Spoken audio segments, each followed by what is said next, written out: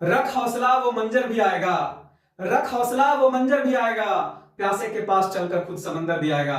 राधे राधे दोस्तों, स्वागत है आपका फिर से एक बार हमारे YouTube चैनल प्रयास एक संकल्प में।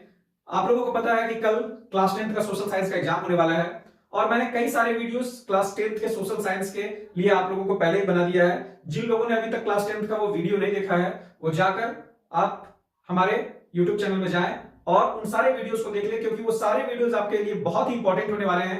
आज हम क्लास 10th का पॉलिटिकल साइंस का कुछ क्वेश्चन आप लोगों के बीच में करवाने जा रहे हैं और ये सारे क्वेश्चन आप लोगों के लिए बहुत इंपॉर्टेंट होंगे। इसके अलावा भी कुछ क्वेश्चंस हम आपको बता देंगे, वो सारे क्वेश्चंस आप देख लेंगे और मैं एक और वीडियो आप लोगों को क्लास 10th का हिस्ट्री का लेकर आने वाला हूं, उसे भी आप लोग देख लेंगे।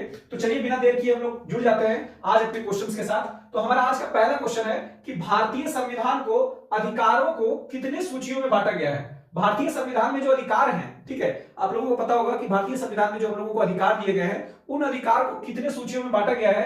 तो दोस्तों उन्हें 3 सूचियों में हम बांटते हैं, 3 सूचियों में बांटा गया है, 3 सूचियों में, जिसमें आप एक पहली जो सबसे पहली सूची होती है वो होती है जिसको हम लोग कहते हैं संघ सूची, जिसमें कानून बनाने का अधिकार हमारी केंद्र सरकार के पास है। दूसरी होती है राज्य सूची, जिसके ऊपर सारे कानून कौन बनाते हैं, तो हमारी जो राज्य सरकार होती है वो बनाती है। और तीसरी सूची जो होती है वो समवर्ती सूची होती है, उसके अधीन वो विषय आते हैं जिनमें कानून बनाने का अधिकार राज्य सरकार और केंद्र सरकार के पास संयुक्त रूप से होता है। तो आप लोग देख लेंगे इसमें, इसके अलावा भी आप देख लेंगे कि किस सूची में कितने सारे अधिकार दिए गए हैं, ठीक है। तो आप वो सारा लिस्ट भी एक बार जरूर ध्यान से देख लेंगे। तो चलते हैं अपने अगले क्वेश्चन की ओर कि भारतीय शासन प्रणाली कैसी है।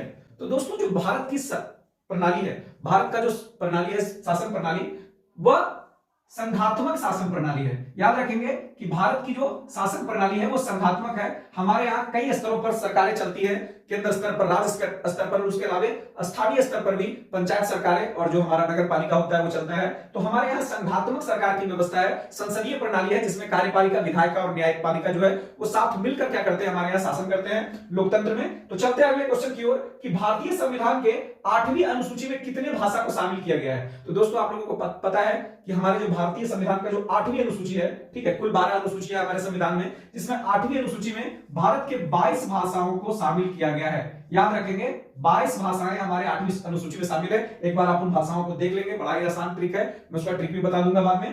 तो नेक्स्ट हमारा जो क्वेश्चन है वो है धर्म को कभी राजनीति से अलग नहीं किया जा सकता है, यह कथन किसका है।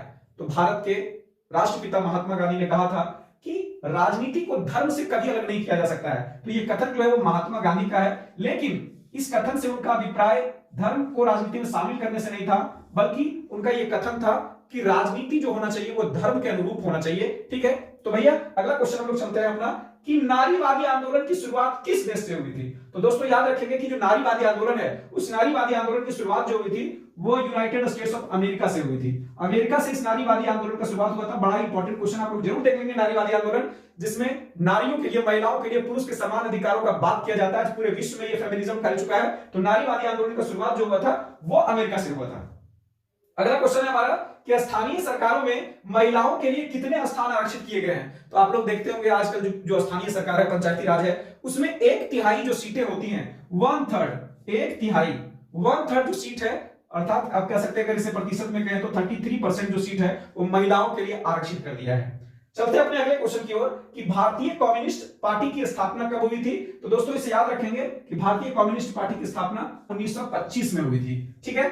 चलते हैं अपने अगले क्वेश्चन की ओर। इसके अलावा भी आप लोग देख लेंगे कि सारी पार्टियां, जो हमारी भारतीय जनता पार्टी है, आज के डेट में बहुजन समाजवादी पार्टी है, जैसे कांग्रेस की स्थापना 1885 में हुई थी, आप लोग देख लेंगे। इसके अलावा भी किसने किस पार्टी की स्थापना की थी वो भी इंपॉर्टेंट क्वेश्चन आपका बनता है। तो वो सारे पार्टियों के बारे में एक बार जरूर आप नोट डाउन कर लेंगे और देख लेंगे।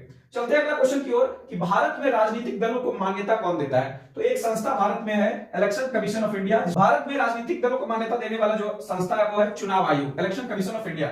चलते हैं अपने अगले क्वेश्चन की ओर कि लिट्टे, LTTE, liberation tiger of Tamil इल्म, ये कहां का आतंकी संगठन है। तो दोस्तों याद रखेंगे कि यह जो है वो श्रीलंका का एक आतंकी संगठन है, जिसने राजीव गांधी की हत्या का भी जिम्मेदारी लिया था। श्रीलंका का एक आतंकवादी संगठन है लिट्टे, लिबरेशन टाइगर ऑफ तमिल इल्म।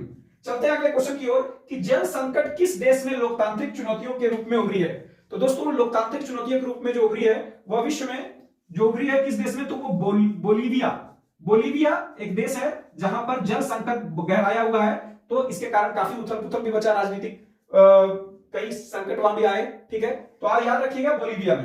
तो दोस्तों ये थे कुछ top most question political science से जो आपके एग्जाम के पॉइंट ऑफ व्यू से बहुत इंपॉर्टेंट होने वाले हैं।